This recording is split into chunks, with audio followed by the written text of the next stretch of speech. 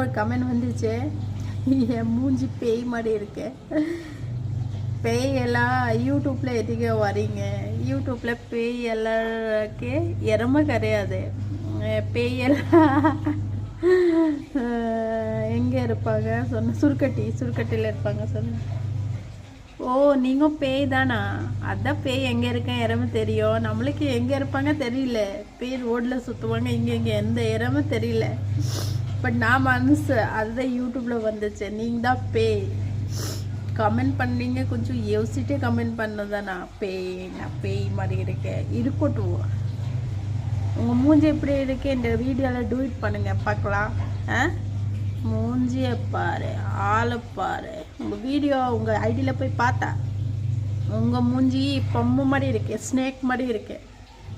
அப்படியே பட்டானா யார் செத்து போயிடும் அந்த மாதிரி இருக்கு.